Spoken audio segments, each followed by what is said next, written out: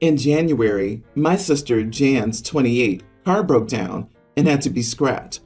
My sister works an hour's drive from her apartment, and there are no public transit options to get her to and from work. In addition, she was denied a car loan for bad credit, and she couldn't afford to put any money down, and things were looking pretty dire. I'm the only person in the family with good enough credit to get a decent car loan, so my parents talked me into taking the loan out and registering the car under my name. The deal was that Jan would give me the money to pay everything, insurance, monthly payments, etc., and when the car was paid off, I would transfer the title to my sister. This has been the biggest headache. Jan has gone months without paying me at all, and when she does, she's always short and making excuses. The truth is, I'm essentially paying for the car plus insurance for my sister with the promise of reimbursement. My parents have also promised to make up the difference at some point, but I doubt that'll happen. It has been 2 months since Jan has paid me, and it again looks like I'll have to pay this month's payment out of my pocket. I'm so sick of this, and told Jan last week that I'm going to be paid in full by that Friday, or I'd be taking the car and selling it. She just disingenuously apologized and promised super seriously to have the money to me that week. Friday rolled around, and she ignored all my calls and texts. So I had my girlfriend drive me out to her apartment, and I told her to hand the keys to the car over, or I'd call the police and report it stolen. The car is legally my property, and I'm done paying out of pocket so she can have a car. She told me she had shifts all weekend, and that she'd be fired if she couldn't go. I told her I didn't care, and then she threatened to sue me. Ultimately, I got the car and listed it over the weekend. Jan lost her job last night for not showing up 3 days in a row. The fact my parents or some other person could not drive her to work seems suspicious, and now she and my parents have branded me the biggest idiot on the planet because I made my sister lose her job. So, am I the idiot for taking my car back? Not the idiot. If you don't pay, you lose. A big red flag was that she couldn't get a loan of her own. You're telling me there was no other way to get to and from work if she really wanted to? Or she couldn't buy a beater in the meantime while she saves up some money? She still hasn't gotten that grow up part yet.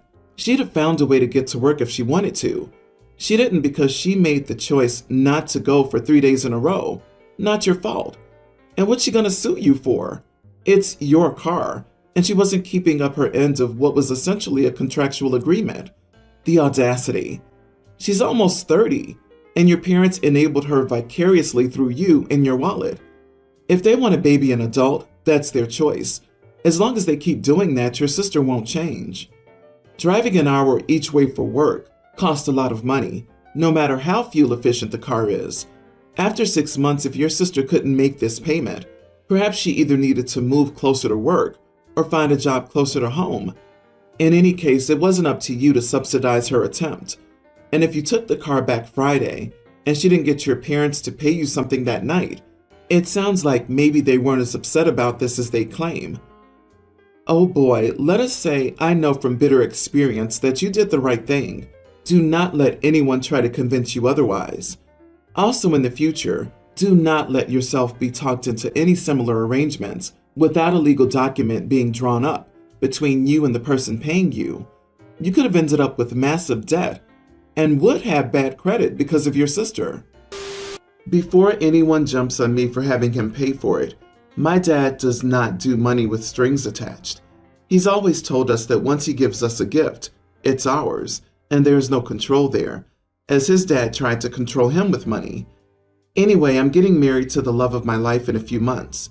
She's amazing, though she can be a bit neurotic and type A, because she just wants everything to be perfect.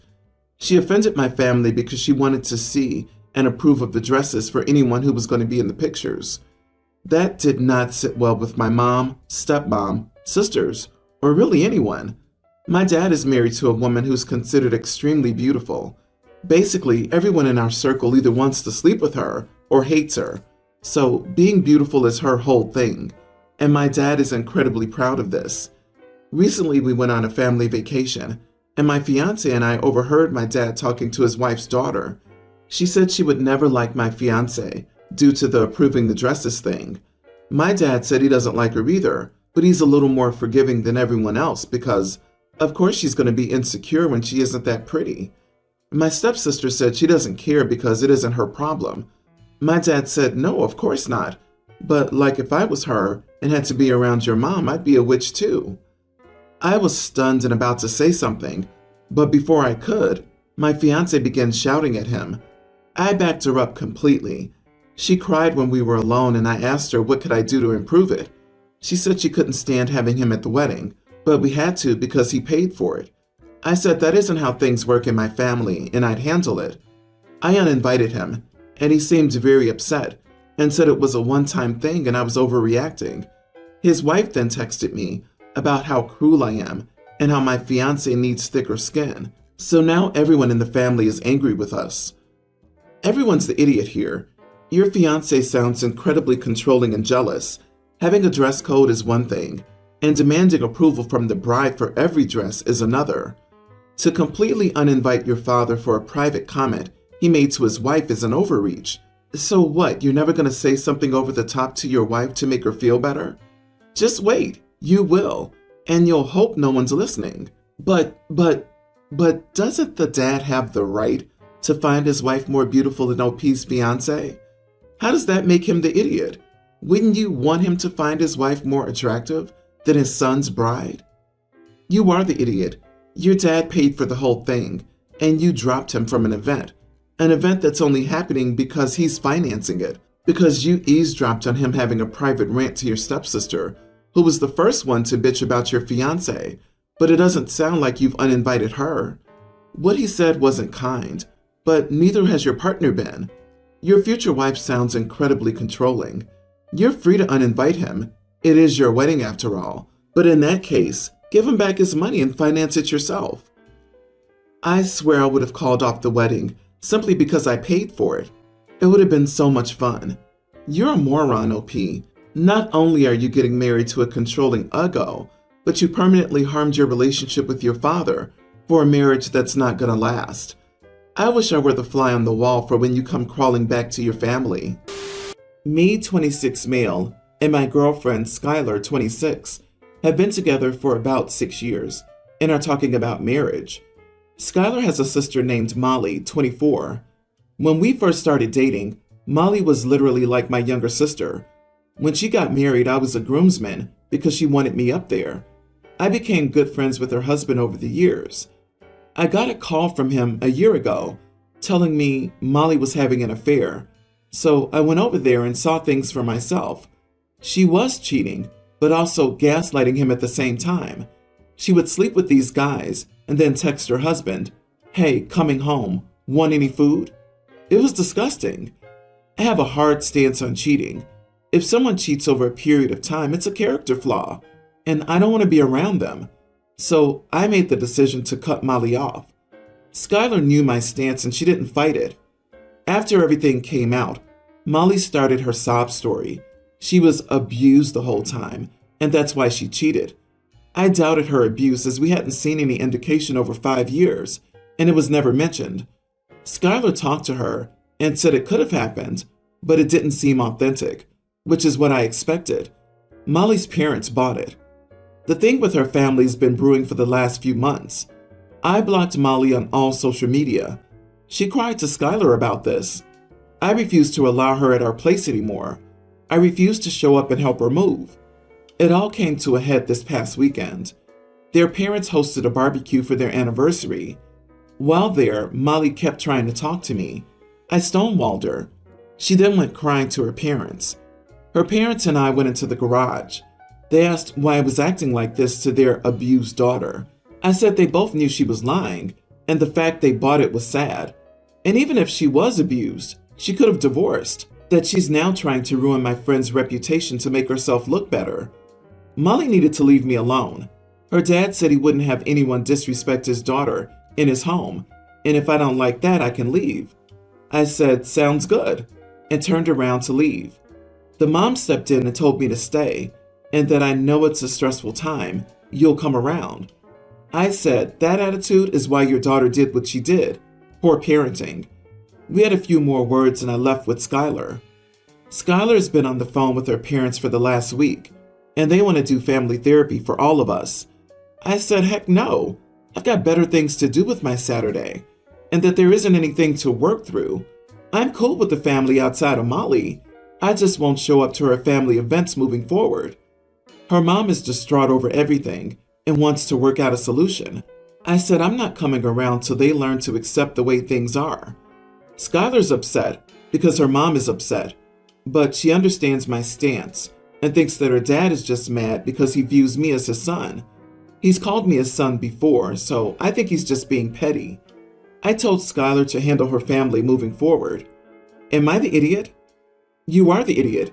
You can never know the absolute truth of what happened between Molly and her husband, but it doesn't really matter either way. Your loyalty should be to your wife and hers to her sister.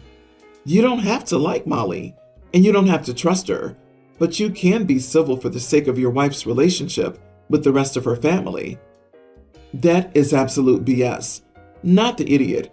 Your stance is principled and admirable.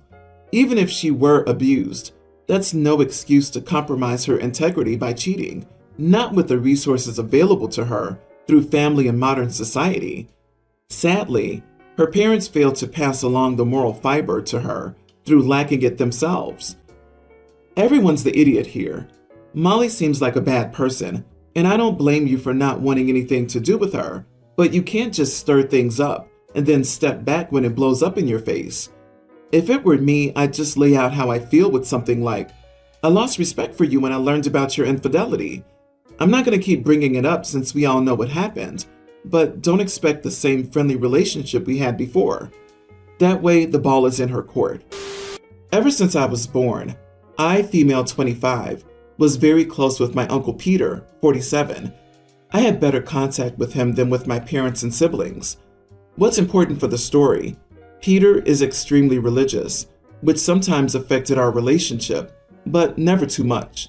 If anything, for some time, it fueled me to be more religious myself. Later, I grew out of it. When I was 19 or 20, I was in a terrible place regarding my mental health, but I was never hospitalized because of my family's belief and social pressure. We live in a small town where mental problems are severely stigmatized. For what matters eventually, I received some semi-professional help, and nowadays I'm doing all right. However, at the time I had no one else to ask for help, so I turned to my Uncle Peter. I told him about some of my thoughts and problems, expecting him to give me some advice or at least support. Instead, he told me some very cruel and rude things, which no person should ever hear, especially not one in a mental crisis. He also leaked what I told him to other family members. It resulted in a big argument, and ever since then, I've done my best to avoid the uncle. When I can avoid him, at family gatherings and things like that, I'm civil towards him, but try not to interact with him. Most of my family accepted it without bigger problems, but it really hurts my grandma, 69, as she thinks that families should stick together no matter what. As it happens, Grandma's very ill, and she only has weeks left now. Recently, she organized a family gathering, something like the last get-together before her passing. She disposed of some of her things, resolved some matters, and expressed her last wish, which is for Uncle Peter and me to reconcile, in front of the whole family, 20 people or so. I refused.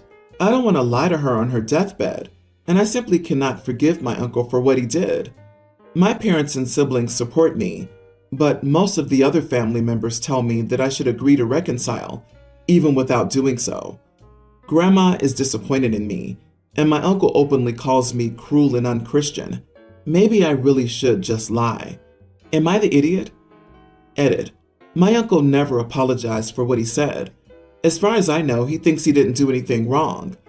Grandma knows about some things he said to me, but in her defense, she knows neither how serious my situation was at the time, nor what he said to me. Not the idiot. You don't owe it to anyone to reconcile with someone who was crappy to you. FYI, attempting to shame something based on Christian or being unchristian is code for somebody wanting you to agree with them without explaining their reasoning. A wish is just that, a personal desire. You can't force others to fulfill them for you, especially when it goes against their deepest feelings and desires. Tell the rest of the family you'll answer to God when the time comes, if need be. Although, the fact he hasn't moved you to reconcile when the uncle's done nothing to even acknowledge his wrongdoing or try to make amends should probably tell them something. Still, they need to accept it's not happening and just focus on the remaining time with Grandma. You could say that you can't promise her you'll reconcile, but you can promise her that you will consider it. Then consider it. It may be 10 seconds until you decide. Nope, not happening. But it wouldn't be a lie. Don't let Grandma use her health to manipulate you. Instead, stay firm and keep gray rocking him. He doesn't warrant a place in your life anymore after his betrayal.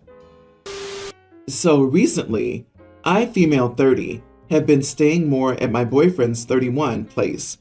We've divided up some chores, but one he likes to do is cook. He really is a wonderful chef, and all our friends enjoy the dishes he brings to parties. Whereas I will admit, I don't know my way around the kitchen and have never taken the time to really dive into it. This is fine since he cooks, but his meals usually include too much heat. He cooks with a lot of spices, sauces, and peppers. I've asked him time and time again to tone it down since I can't handle the heat, or at least add those last so he can still have them, but my dish will be fine. He says this will ruin the dishes, and they won't appear as flavorful, and they'll be really lackluster, and that adding the spice at the end destroys the whole balance of it. I finally snapped the other night and yelled at him to stop making hot dishes that I can't eat, and he told me that I was always welcome to cook my own meals if I wanted to. I don't see why I have to cook if he's already making the meal. He can just add less spice to it. This will add so much more time to my night when he's already handling that chore. So, am I the idiot for yelling at him after adding spice too many times to dishes? I just reread, you don't even live there, and you're complaining about his cooking? Are you serious? Do whatever you did before you started staying over. You are the idiot. And if you don't like how your boyfriend seasons the food he's cooking, start cooking for yourself. As my dear mom used to say, go make yourself a sandwich if you don't want what I cook for dinner. You are the idiot, OP. Your boyfriend's right. Adding flavorful things last isn't how cooking works. It will affect how the whole meal tastes. And you're a grown adult capable of making your food. Going rogue here, not the idiot.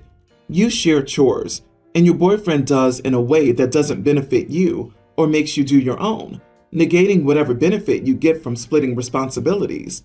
Worse, your boyfriend doesn't care that you can't eat what he makes. He could certainly make some adjustments or make some meals you can eat. If you can't stomach spicy foods and you live together, and he's responsible for cooking, he should be more considerate and accommodating. I'd think long and hard about this relationship if I were you. He really is a wonderful chef, but apparently he can't cook French or Italian food, or any of the multitude of cuisines worldwide that don't involve spice. Even then, chili is still chili, even if it isn't burn your face off spicy. If the division of labor is done equally, then he should consider your palate. It sounds like he cooks for himself, and you, my dear, are an afterthought.